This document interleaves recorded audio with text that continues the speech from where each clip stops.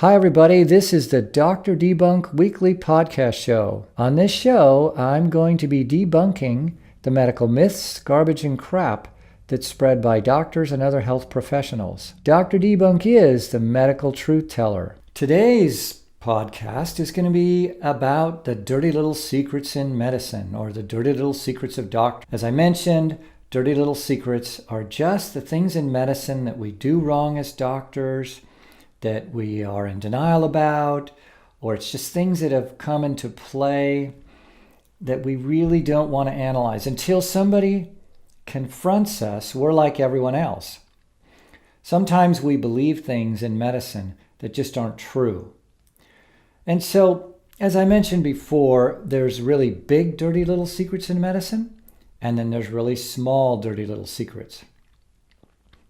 And again, these dirty little secrets are mostly things that just happen as a byproduct of medical advances. In other words, as medicine started to evolve in the 20th century, unfortunate truths simultaneously begin to happen as we learn more and more. What I mean is, medicine is an ever-evolving subject. That means what we doctors believe is true today, it's not going to be true 30 years from now, because science is evolving. We thought the scientific truth, say, about hormones in the 1970s was one thing, but then we've learned since then that that science wasn't really correct. To further complicate it, it's a subject-by-subject truth. Some areas of medicine change very slowly. Others change more rapidly. But we doctors are arrogant SOBs. I mean, we believe that what we know today is absolute. And if you speak against that absolute belief, you'll be burned at the stake. We're slow to change in medicine. We're in denial a long time about the need for change. And here's why. Because by definition, it means that what we were doing for the previous 20 or 30 years wasn't correct, because we have more data now. And so that means we were doing minimal, moderate, or severe harm to patients because it seemed correct to us. But now, hindsight, or what I like to say, buttsight, we're looking back and we realized, because at that time we didn't have enough knowledge. But then later we learned some new truth about how the body works, the physiology of the body, the function. And so then we realized, no, we have to do it differently. We weren't doing it right. But what we do is we just start doing it the right way and pretend like the last 30 years didn't happen. And why is that? Well, because we are the super smart, wonderful, glow-in-the-dark doctors that walk on water. And oh, by the way, when we go to the bathroom, sherbet comes out of our butts, in case you didn't know that. Anyway, it's this mindset like that keeps us from embracing the truth. And it's not pleasant to realize and acknowledge that we could have significantly hurt people. Now, if you don't think this is true, if this sounds like far-fetched, let's do some examples. How many women do you think had their uteruses removed from 1960 to, say, 1980? And how many do you think of those uteruses really needed to be removed? Tens of thousands of women had their uteruses removed for no good reason. Why? Because this is what OB/GYN doctors would say. Well, you're in menopause now, you don't need it. Or you're getting close to menopause. And so back then, if a woman came in to a GYN and said one symptom that would justify a hysterectomy, bye-bye uterus, they're chopping it out. I mean, just a little heavy extra bleeding on a menstrual cycle. Get rid of it, you don't need it. Tons and tons of women, sometimes in their 30s, not even close to menopause, had this done. I mean, this is history, folks. Back then, if you're a female, if you had any symptoms that had to do with your reproductive organs, the GYN surgeons were waiting to pounce with a knife. I mean, that thinking is absolutely nuts. To remove an entire organ system just because we believed that since women don't have periods anymore, you don't need it? It's nuts. Or because a younger woman said she was beginning to have extra bleeding over than what's considered normal, we're going to chop out your uterus? That's crazy. And part of the justification doctors made up, and we made it up out of thin air, was a belief that, well, women's ovaries don't make hormones anymore once she hits menopause, so just chop them out. I mean, because they didn't just take the uterus, folks. They took the ovaries too. But actually, there is no scientific evidence anywhere in the history of medicine that show that ovaries stop making estrogen in menopause. They still make estrogen and progesterone. They don't make eggs anymore, we know that, and that's why you don't, make babies. But that doesn't mean the ovaries don't work. I mean, this belief came for reasons, it's a long, twisted story, but there's no evidence to suggest. I mean, why would they stop? Estrogen and progesterone are vital for women to be women. Again, it's moronic, stupid thinking that is just unacceptable. If this isn't bad enough, it gets worse. Here's how it gets worse. So when women back then were getting their unnecessary hysterectomy, thousands of appendixes were removed along with it. The logic was, well, you don't need the appendix anyway, and since we're in there, let's just go get rid of it. You won't get appendicitis later. Here's the problem with that. A ton of secondary complications from the appendix removal would occur. It's nuts. And then, when we started to see catastrophic low estrogen and progesterone deficiency syndromes begin to surface, and women's bladders began to fall out of their vagina because the uterus holds up the bladder, doctors began to realize, oh, we better slow down this insane chopping because the uterus is critical to hold the bladder in place. Ask any woman out there if she wants her bladder to fall out of her vagina when she's 52 years old. So when all these complications and more created an epidemic problem, finally, doctors couldn't ignore it and the insane chopping stopped. I saw this. I became a doctor in 1985. I saw the catastrophic events, and I still see it. But the surgeons didn't worry because now the doctors can do another surgery called a bladder suspension surgery to keep the bladder from falling out of the vagina. So now they got to do another surgery to fix the problems from the first surgery. And to make that even worse, I think it took them 10 years or more just to figure out how to do a correct bladder suspension surgery. So I can line up the women for you, my patients, that had to have it redone because they didn't know how to do it. It's nuts. So anyway, this great money-making system for GYN surgeons all came to an end. I would venture to say that if we could go back and reveal the reasons doctors used to remove all these uteruses, and these reasons were made public, criminal charges would be assessed against many hundreds of GYN doctors. It was criminal assault against tens of thousands of women. I'm not exaggerating. I trained in the 80s. I saw this. I saw this blatant disregard and abuse of the trust patients put in their doctors. The unfortunate reality is this. It's easier for doctors, us doctors, to just stay in denial than to face reality, which is why Dr. Debunk has come, because I can't stand it anymore. Okay, so let's talk about another example. There's so many. How many years do you have? But the first doctor that proposed that stomach ulcers were caused by a germ was burned at the stake. I mean, they said, this guy's crazy. I mean, obviously they didn't literally burn him, but everybody said he was nuts. But guess what? Now, 20 years later, we know that a minimum of 30% of ulcers are caused by a germ called H. pylori.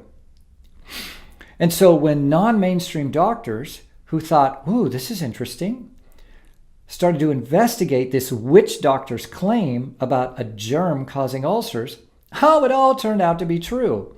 Not for all ulcers, like it's 30% or more. But over time, the evidence became undeniable and they didn't burn the witch doctor. And now we have a completely different way to treat ulcers when you're diagnosed with one. There's so many more examples that if I talked about it, I'd get too depressed and I'd have to go on large doses of Prozac. So I just can't do it. Anyway, I set that all up because it's more than just medicines and surgery. And that's kind of the point of this Doctor's Dirty Little Secrets in Medicine today. Here's the question. Why are so many Americans epidemically addicted to caffeine? Okay, now a word from our sponsors. Hi everyone, it's the cold and flu season again, and this year's pretty nasty. Well, do you know what the best cold and flu remedy is? Well, it's a remedy that would be natural, strong, kills viruses, and has some science to show that it really works. Well, that's KSK Cold Spray. KSK Cold Spray is an all-natural, germicidal spray that eliminates cold and flu symptoms in 24 to 48 hours. I proved it in a study of 200 patients, and now we've probably had 700 people that have used the spray. Every year it's curing hundreds of my patients. So don't be miserable anymore. Go to kskcold.com, that's kskcold.com, and you'll love what you read. I'm Dr. Debunk, the medical truth teller. Welcome back. Okay, as you remember, I was just asking a question. Why are so many Americans epidemically addicted to caffeine? I mean, when I grew up, when I was a teenager in the late 60s and then 70s, nobody was addicted to caffeine. There were no energy drinks. I mean, the only Americans who drink coffee were Americans that wanted to pretend to be little French people with their little coffee cups. I mean, it just wasn't used. Well, what's happened is radical changes have occurred in our society over the last 40 years. So there's two reasons why people are epidemically addicted to caffeine. One, thyroid deficiency is now epidemic in America. By 35 years old, 50% of women need thyroid. By 40, 45, over 50% of men need it. That's the first reason, low thyroid. And secondly, sleep deprivation. We're all sleep deprived. And see, caffeine is fake thyroid.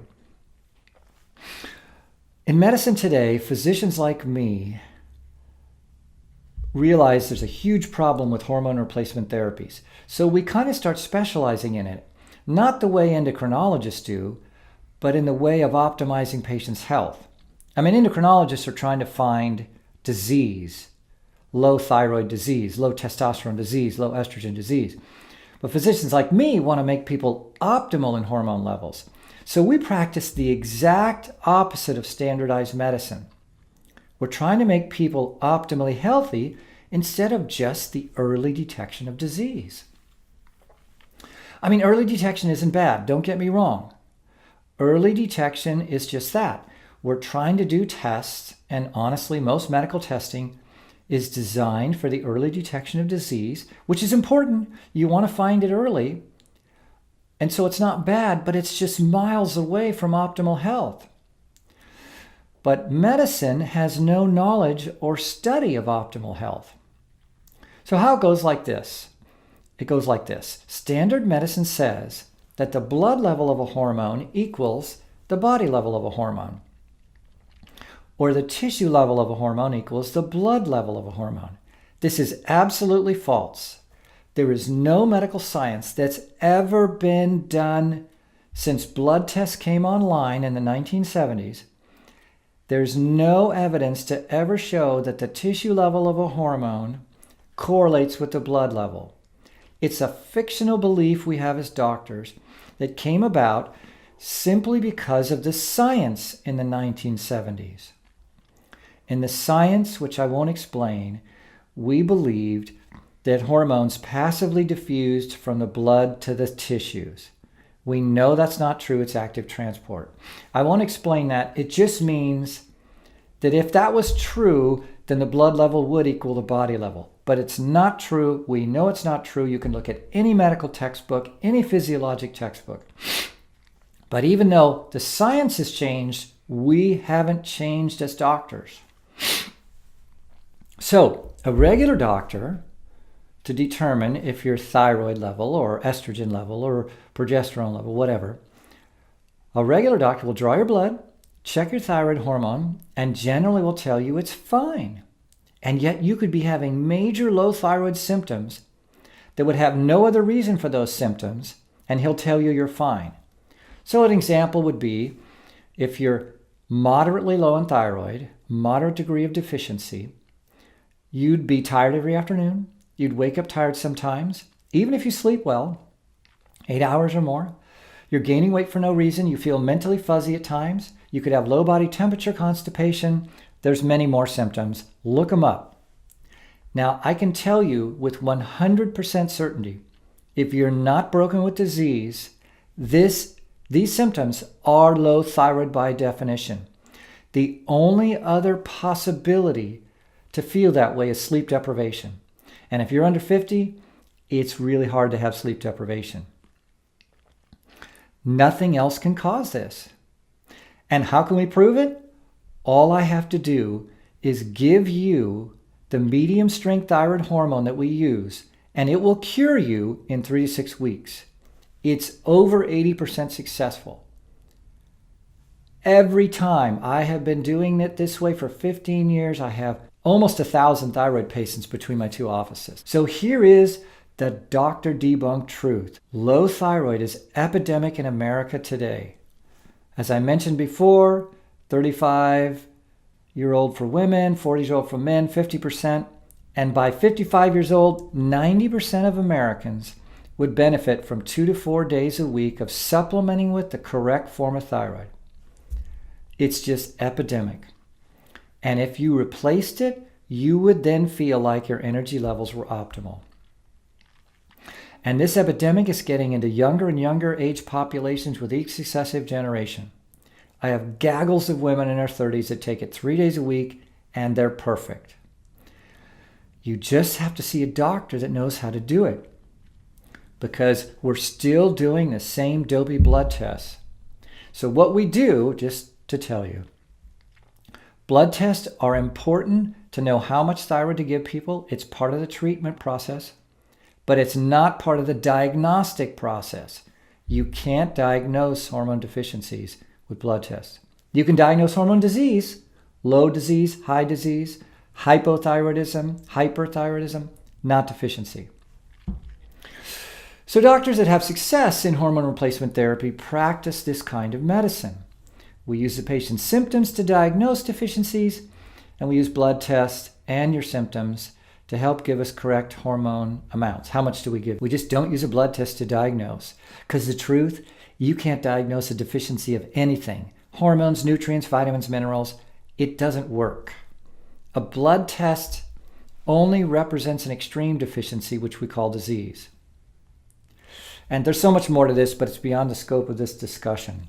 Here's the problem. You can spend your whole adult life in one of the 4 deficiency states, minimal, mild, moderate, severe, and your blood tests will be normal. Only when it gets down to extreme will it show up in the blood. I think I'm going to do a little more actually on the history of this, because this goes against mainstream medicine so strongly that I want to give you more evidence, because that's really what this Dirty Little Secrets is about. And that is that the blood level of a hormone doesn't correlate with the tissue level. And it's just a factoid doctors believe. So here's the history. We started treating thyroid in 1910. It's probably the oldest prescription medical treatment protocol we have, because that's when they realized you could take desiccated thyroid, which is thyroid from pigs and cows.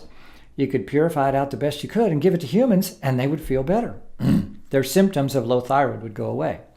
So from 1910 until 1970, we gave this medium strength thyroid, which again is called desiccated thyroid. And most of you know this is called Armour thyroid, but Armour is a brand name of a particular company, but it's really desiccated thyroid. And so desiccated thyroid was successfully given for 60 years because we didn't have blood tests, but we treated symptoms. Now, some problems occurred. This is true. But the problems occurred with desiccated thyroid, they occurred because of what I call lazy doctoritis. We had lazy doctors. And what that means is people would get too much thyroid, desiccated thyroid, because the doctor was too lazy to ask the questions to make sure their patients weren't getting too much. I mean, we didn't have blood tests to analyze it. We just saw results. But after a while, people kind of settled into a dosage that they took every day, and they seemed fine. But what happened was it was too much.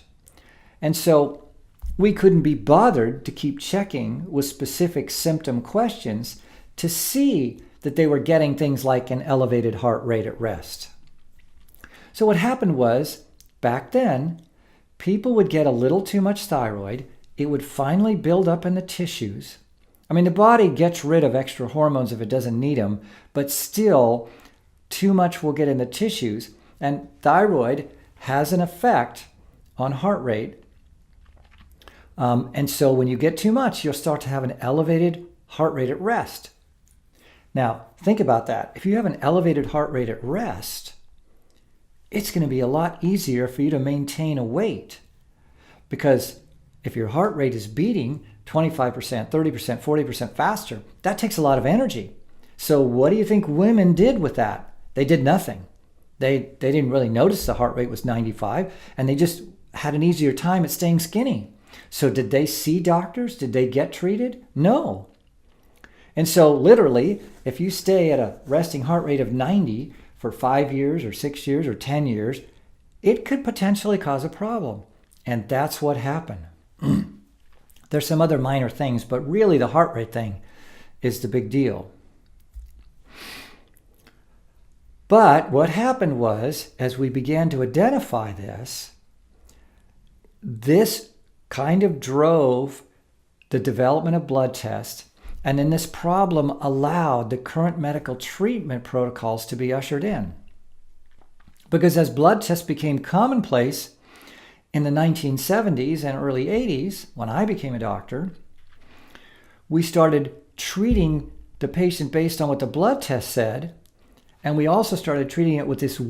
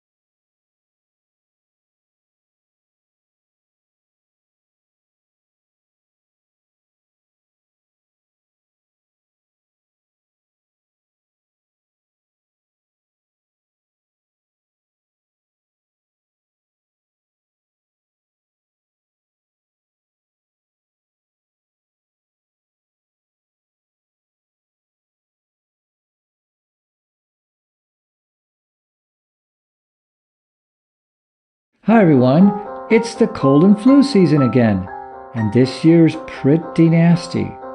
Well, do you know what the best cold and flu remedy is? Well, it's a remedy that would be natural, strong, kills viruses, and has some science to show that it really works. Well, that's KSK Cold Spray. KSK Cold Spray is an all-natural, germicidal spray that eliminates cold and flu symptoms in 24 to 48 hours.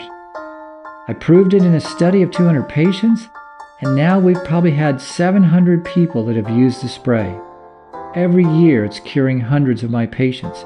So don't be miserable anymore. Go to kskcold.com, that's kskcold.com, and you'll love what you read. I'm Dr. Debunk, the medical truth teller.